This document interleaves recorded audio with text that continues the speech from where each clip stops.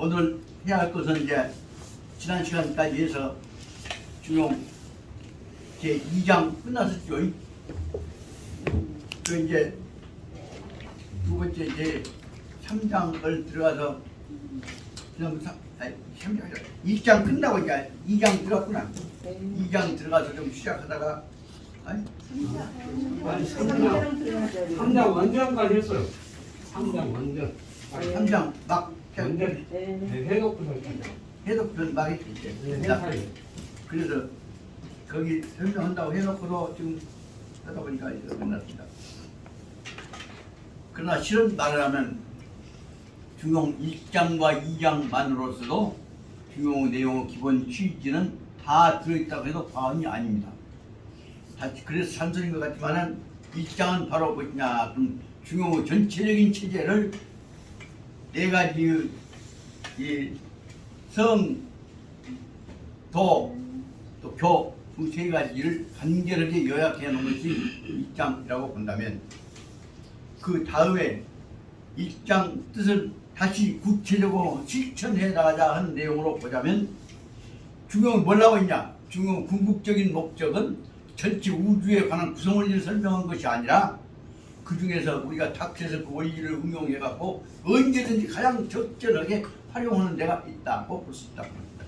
그래서 1장을 말하자면 원리적 입장이라고 본다면 2장, 다시 말하면 15페이지 이하에 있는 2장은 제목이 시중이라고 한 것처럼, 시중이라면 때 시자는 지금이란 말이다. 지금 가장 적절한 방법을 택해야 한다. 현재에 있어서 해야 할 것이라는 것을 설명하기 위해서 시중이라고 했던 것이고, 시중은 가자면 현재 우리가 해야 할 일에, 여기서 말하면 유용성, 우리가 주어져 있는 시기에 맞게 가장 적절한 태도를 취해야 한다는 것을 전제로 해서, 중용은 필요할 때 알맞게 하는 것이 중용이지 얼쩍하게 벌린다거나, 더군다나 특히 자기 개인적인 의견을 위해서, 이익을 위해서 판을 깨버리는 것이야말로 절대로 안 된다는 내용을 설명하고자 합니다.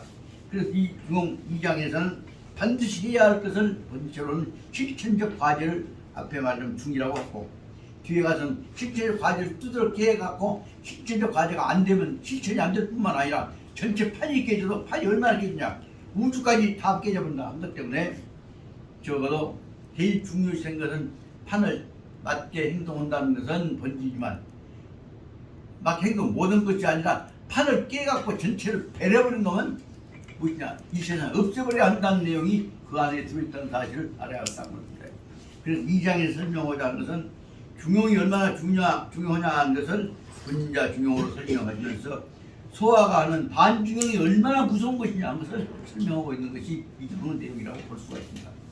그런 점에서 보자면 이론만 갖고 설명한 것이 아니라 이 교재를 썼던 내용들은 지난 시간에 앞에서 얘기했던 대로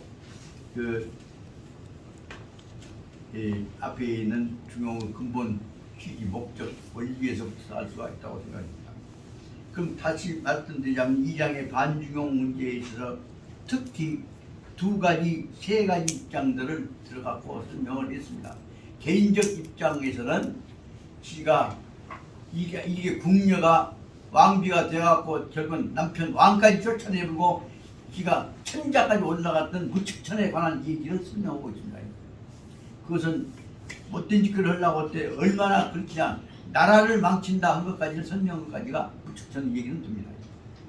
그런데 두 번째 예를 들고 있는 대로 임금을 잘못 신다고 한 놈이 결국은 뭐까지 얘기하냐 그러면, 지금 새끼를 죽여가지고 임금 비유를 마친 놈 얘기까지를 설명한다고 그랬죠. 그 안에는 임금만이 아니라 그 지 이익을 위해서 못된 짓거리를 해나가는 것들, 반중용 예들을 설명하고 있습니다. 그래서 다시 말하면 17페이지 이하에 나오는 반중용은 세 가지로 볼 수 있습니다.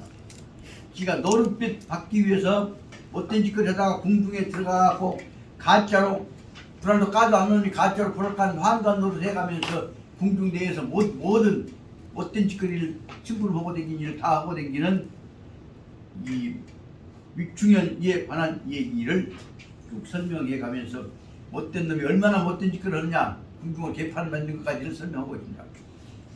그것은 그런다고 할지라도 두 번째에 있어서는 유충현뿐만 아니라 그 다음에 있어서는 못된 짓거리로 해서 바로 특히 20페이지 이하에서 나온 무축천이라고 하는 무축천왕이라고도 하고, 무축천이 결국은 하나의 궁녀가 나중에 왕이 첩이 되었다가 왕비가 되었다가, 왕비가 첩으로 있는 동안에 그 왕 교임을 받아갖고, 다시만 당나라 두 번째 왕 당고종입니다. 그 두 번째 왕이 되어갖고 결국은 그 무축천한테 꼬임을 받아갖고 결국은 자기 부인도 쫓아내고 결국 무축천한테 쫓김을 당해서 저 궁중에서 연금되어갖고 바보같이 있다가 결국은 이제 그다음 남편은 죽어버렸습니다. 그러고 나서는 바로 지가 무축천이 남편을 대신해서 황제 역할까지 합니다. 그 무축천 황제입니다. 여황제입니다. 중국 역사하면서 처음 여황제입니다. 여기서는 안 썼지만 다 다른 쪽에 나와 있습니다. 그래서 그러면서 결국 자기가 황후를 몰아내고 황후 자리에 올라가기 위해서는 지가 죽인 자식을 압살해갖고, 다시 말하면 질식사 시켜놓고는 그 책임을 황후한테 둘러씌워갖고 황후 자리에 올라가고, 또 남편까지도 연금시키고 지가 이 천자 자리까지 올라갔던 여자 천자가 되었던 사례를 볼 수가 있습니다. 그 다음에 이제 그보다 또 다른 놈은 무엇이냐 그러면, 완전히 이제 국권을 장악하기 위해서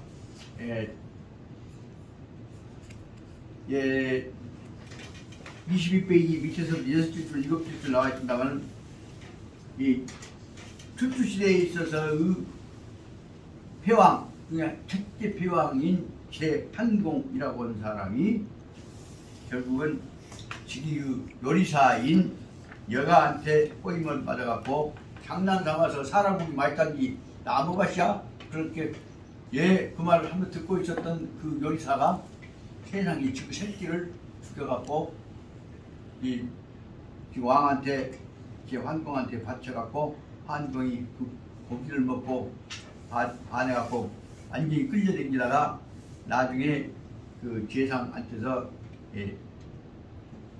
중용 경고를 받고 나서는 정신 차려갖고 이는 조심해야 할 놈이다 하고 조심하고 있었는데, 아니랄까 결국은 여가는 나중에 총리 대신까지 자기가 총리까지 올라가려고 했는데, 나중에 이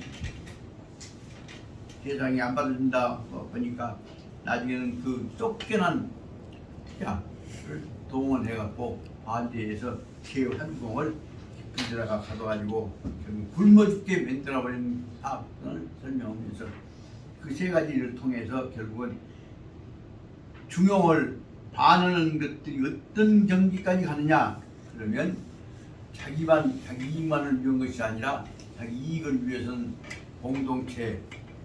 공동체를 혹은 인류 사회를 전체 파괴한다는 내용을 설명하고 있습니다. 여기서 제2장에서 우리가 알아야 할 문제는, 반중용은 중용을 알으니까 저만 나쁜 것이 아니라 결정적인 문제는 그로 말미암아서 다른 사람까지 오면 인류 공동체까지가 다 망해버린다 하는 얘기를 설명하고 있는데, 이 책에서는 그 문제만 얘기하고 있는데, 이 책에서 얘기하고 있는 반중용이 일으키는 폐해가 얼마나 크냐 하는 문제에 대해서는 우리가 다시 근본적으로 생각해보면 2000년 전에 2500년 전에 있어서의 출주시대에 있어서만이 아니라 오늘날에 있어서는 지 이익을 위해서는 반대파를 한 민족을 국가를 혹은 세계를 멸종시키려고 하는, 다시 말하면 세계를 멸망시키기로 하는 큰 반중용, 그것이 바로 말하자면 1차 대전, 2차 대전이고, 오늘날 세계를 진짜 인류를 통째로 멸망시켜볼 수 있는 가장 위험한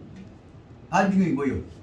아직 안 일어났지만 일어날지도 모르는 3차 대전이라고 하는 인류 문명과 지구 문명을 전부 파괴해버리는, 심지어 그 해독이 우주에까지 미칠 수 있는 그 반중용적 가능성은 여기서 말은 않지만 암시하고 있는 것을 알아야 합니다. 따라서 반중용이라고 하는 것은 현재 있어서 그 사태는 나쁘게 한 것만이 아니라 그 후유증은 결국은 인류 공동체를 멸망할 수 있다는 생각을 합니다.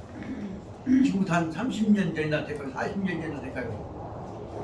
전남대학에서 이 과학철학대기 물리학에서 대가이신 오국주 교수님께서 교수들 불교 국자 교수들 모아놓고 강론을 하시는 동안에 그때 수소탄 하나가 미사일에 실어진 채로 해갖고 한국만 땅에 바다에 빠져버렸습니다. 그럼 찾느라고 난리는데 이제 적국에서 찾아가지 모른다, 소련에서 찾아가지 모른다 그래갖고 이제 그 톰캐튼가 그 미사일 핵탄두가 수소폭탄 탄두가 실려져 있는 이 태평양에 빠져 있습니다. 그럼 찾으면 어쩌다 누가 저기 와서 찾아보자 하고 난리가 했다고 이 얘기를 잠깐 하시면서 말씀이 그 핵탄두 그런 탄두가 그것만이 아니라 그때 오국주 교수 하신 말씀이 뭐냐면 찾으려면 못 찾겠나가 그거 진직해서 찾은데 말던 데까지 그러니까 딱 덮어놓고 있는 것이네. 그러면서 그때 옥수님 하신 말씀 지금 생각합니다. 현재 강대국들이 지기들 말 안 들으면 반대파 죽여보려고 생각하고 반대편에서 또 상대하고 죽여보려고 생각하고 그래서 양쪽에 대립된 적대 관계에 있는 좌우 진영 미국 소련과 관련되어 있는 그 사람들이 만들어 놓고 있는 적 공격하려고 하는 반대파 죽여볼 수 있는 사람을 죽일 수 있는 폭탄이 얼마나 있냐 그러면 합쳐놓고 보면 그때 하신 말씀이 이 지구상에 있는 인류를 인간들 30번 내지 50번 죽일 수 있는 무기를 만들어 놓고 있다는 말씀을 하신 겁니다.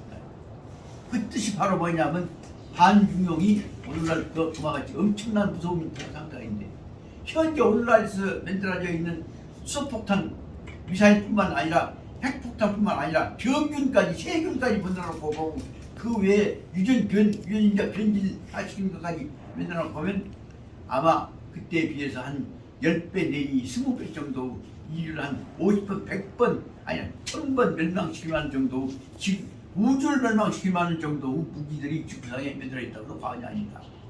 이런 것들에 관한 걱정을 하지 않으면 안 된다는 얘기를 직접 말하면 미국이란다고 소련을 공격한 것이기 때문에 외교적인 압박을 받으니까 말은 않지만 이 반중용이라고 하는 것은 다시 말하면 사탄이라고 하는 것이 악역을 한다고 할 때는 얼마나 무섭냐. 차마 기독교에서 말씀을 않지만 사탄이 진짜로 사탄 역할을 악역을 하기로 하면 사탄이 근본적으로 뭐예요? 사탄이 적으로 노는 자리가 뭐예요? 여호와 자리죠. 사탄이 진짜 나쁜 짓을 하면 여호와 자리를 뺏을 때까지 해서는 여호와 따르는 무리들까지 다 죽일 수 있단 말이에요. 그러니까 타락한 사탄은 여호와를 죽일 수 있고 지구를 파멸할 수 있다.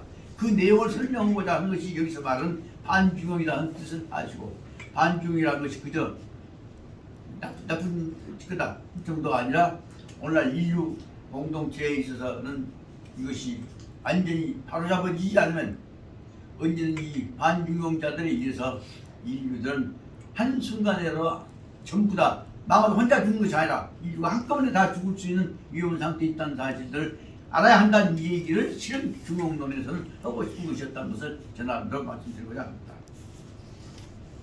자, 25배 이후 들어가서 제3장에 관한 것을 일단 얘기했으니까 들어가 설명해 나가야겠습니다. 그래서 앞에 저 생각지는 1장과 2장을 요약해서 공자님께서 말씀하신 것입니다. 중용이라는 것이 그렇기 때문에 지이익이야. 가장 높은 것이다.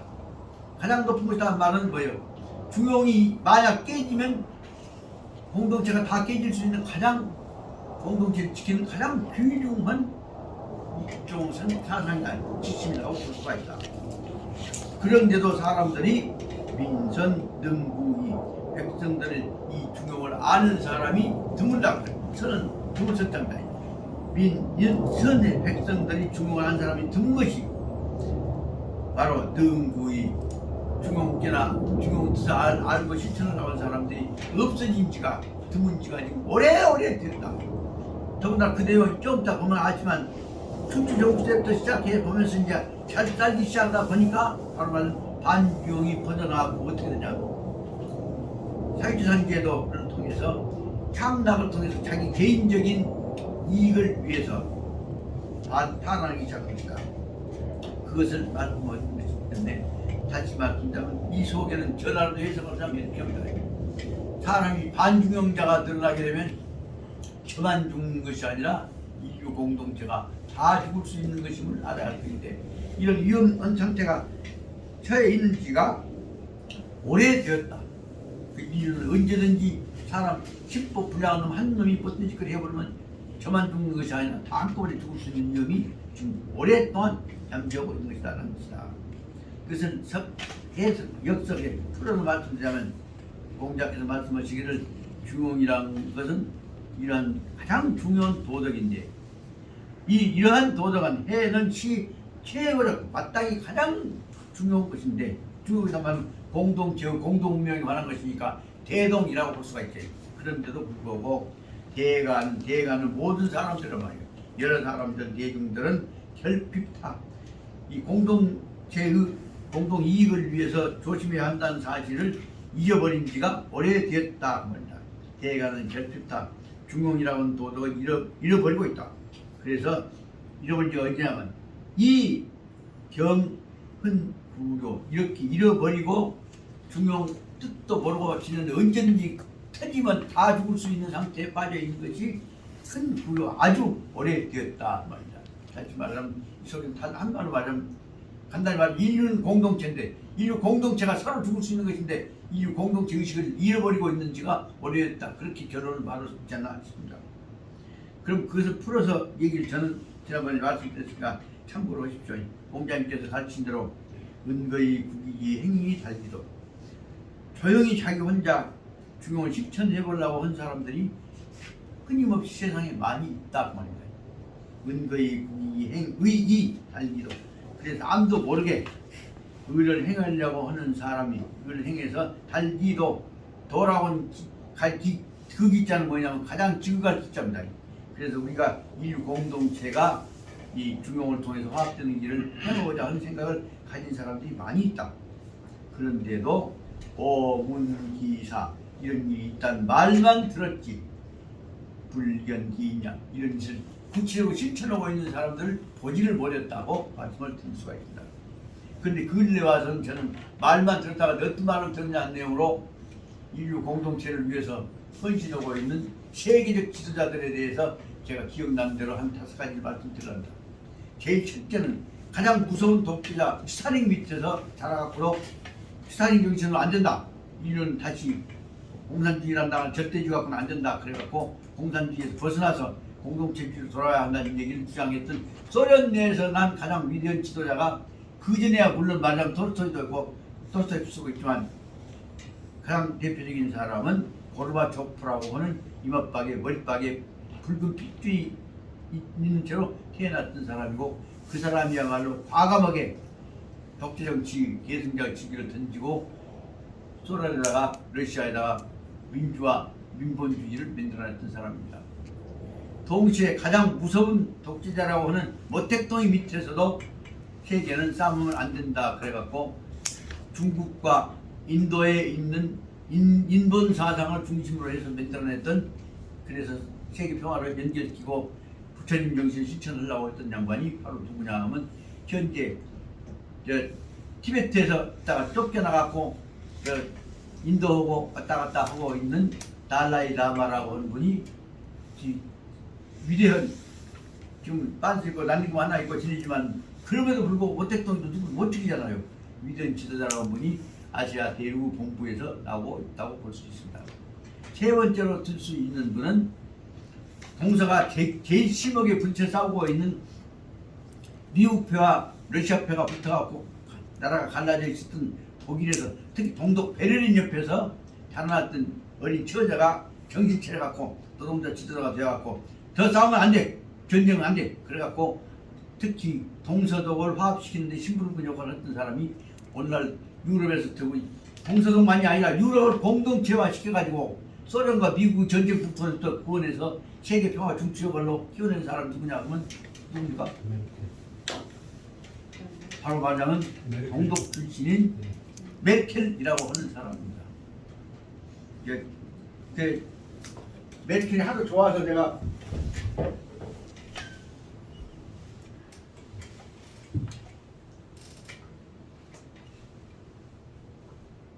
위에 있습니다. 책장이에요.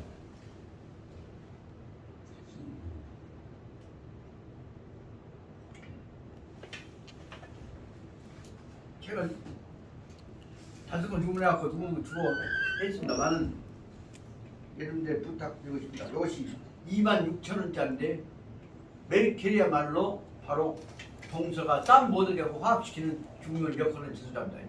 그 내용에서 참고로 말씀드리려고. 그리고 또 한 사람 들 수 있는 사람은 남아연방에 있어서 그 껌둥이들 데리고 완전히 흑인들 갖고 미국과 영국이 지배하고 거기다 흑인 갖고 실험하고 잡은 사람들이 누구냐 하면 이스라엘 사람들이에요. 그런데 그 속에서 나오는 만델라라고 하는 위대한 영도자가 나왔고 다음 그만하고 우리 협력해가면서 타협해가자 해서 결국은 남아연방을 중심으로 하는 평화운동을 만들어냈던 사람입니다. 이와 같은 분들과 더불어서 또 가장 위대한 새로운 세계 정치적 지도자로 탄생하신 분이 누구냐 하면 지금까지 유럽 중심으로 해서 바티칸 중심으로 해서만 나왔던 그 로마 교황님이 새로운 그 사람들이 식민지민들하고 지배하고 데 나왔던 데서 5년 정도로 나왔던 남아메리카에서 브라질보단 밑에 있는 아르헨틴 지역에서 나온 새로운 교황님이십니다. 그 교황님 바로 뭐냐면 주 말을 들으면 벌 받는다 하는 주 권력적 주 이 개념이 아니라 사랑의 주 개념으로 세계 사고방식 기독교를 다 바꿔버렸습니다. 그분이 바로 누구냐 그러면 프란체스코 교황이십니다. 이런 분들이 지금 이만치 나타났으니까 우리 한국에서 그런 정도 지도자가 나올 필요가 있지 않냐. 나온다면 이 사람들이 모아갖고 세계 모아갖고 야 이제 전직 준비 그만해 슈퍼상 만들지 마. 그리고 뭐 심지어 요새 말하면 코로나까지 돈 받아 펀드라고 하지 마. 그런 내용들 주장을 해 나간다 보면 세계는 더 확실히 발전돼 나갈 수 있을 것입니다. 그런데 이런 사상에 관한 근본적인 방향을 실은 동양에서 더 철저하게 제시했던 사람은 누구냐 그러면 바로 공자님보다도 공자님 이론, 추상적 이론을 구체적인 실천적 이론으로 만들었고 2000년이 넘은 오늘날 바로 말하면 프롤레타리아트에 관한 볼셰비키 폭력 정신이 아니라 수정 정신으로 세계를 바꿔야 한다는 이론을 만들어냈던 칼 막스 이론을 다시 미국에 받아들이지 않습니까? 사밀슨이라고 하는 미국 경제학자는 칼 막스 이론에 의해서 자본주의가 수정되지 않으면 안 된다는 이론을 만들었고 그로 인해서 칼 막스 이론을 받아들였던 자본주의 이론가인 사밀슨이라는 경제학자는 노벨 경제학상을 받습니다. 오늘날 그 사밀슨에 의해서 칼 막스를 받아들이는 사밀슨에 의해서 세계는 바보들, 화국인은 바보들, 칼 막스는 공산주의가 볼셰비키다 하지만 세계는 지금 칼 막스에 관한 다스카피탈 자본을 읽어야 한다. 그리고 자본가와 노동자와 평화를 유지해야 한다는 이론을 싹 바꿔잡고 있단 말입니다. 한국에서 고전으로 번역된 책들도 나왔습니다. 이런 상황을 보자면 그 내용은 바로 무엇이라고 볼 수 있냐. 중용에서 보자면 반중용은 인류를 멸망시킨 것이다. 반중용을 몰아낸 것만이 아니라 다시 반중용에다가 중용 정신을 넣어서 순화시켜 나가지 않으면 안 된다. 한뜻을 간절히 설명하려고 하는 데가 원래 새로운 흐름이라고 볼 수가 있습니다. 그런 점에서 보자면 저는 뭔 말씀을 드리고 싶냐면 오늘날 세계는 이런 점에서 이제 다시 유놈 죽여보자 하지 말고 맹자님 말씀하신 대로 참아 죽이지 말고 따뜻 뿌려갖고 마음 돌리게 하자 하는 방향으로 가는 흐름이 바로 어떻게 나오냐. 공자의 사상에서 한 걸음 더 나가서 더 적극적으로 파고들어갖고 순화시키자 하는 사상으로 가고 있는 것이 오늘날 중용 정신이 아니냐. 그런데 놀라웠게도 보자면 새로 나온 이 중국에서 나온 이 중용은 그런 방향으로 다시 말하면 저는 사탄 같은 놈이가 죽음자 것이 아니라 사탄 마음속에 파고들어갖고는 사고방식 바꿔갖고 전부 화합시키자 그런 방향으로 가고 있는 것이 현재 이 중용 방향이 아니냐 싶은 생각이 듭니다. 그런 점에서 저 생각엔 오늘날에 있어서의 중용이라고 하는 것은 나만을 위한 혹은 우리만을 위한 중용이 아니라 우리 모두가 다 한 덩어리로 화합되어야 한다는 대화합적 중용 사상이 중용이다. 현재 중용이다. 그거 볼 수가 있던 것 같습니다. 제가 말씀드린 이런 의미의 중용을 솔직히 말씀드리면 현재 지금 우리나라에 있는 유학자들이 얼마나 그 새로운 중용에 관해서 더 능동적 적극 중용에 대해서 봅니까? 근본적인 문제는 바로 이 새로운 중용을 설명하고 있는 백화문을 새로운 중용을 설명하고 있는 새로운 중국어 문자를 현재 노인들이 안 본다고 말씀입니다. 근데 뭐 이제 서울대학 이제 법제 학장을 하고 나하고 이제 협업하고 지냈던 송상현 교수라고 있습니다. 그분이 송진우 선생님의 이제 손자입니다. 송상현이가 이제 세우 가서 옛날 만나고 했을 때 저기 송진우 선생 할아버지 행사했을 때 오라고 그랬나 올라가고 있고 해서 그다음 원로 교수들하고 법학 원로 교수들이 모아있을 때 이제 송진우 교수가 이제 송상현이가 나올라 이 얘기를 합니다.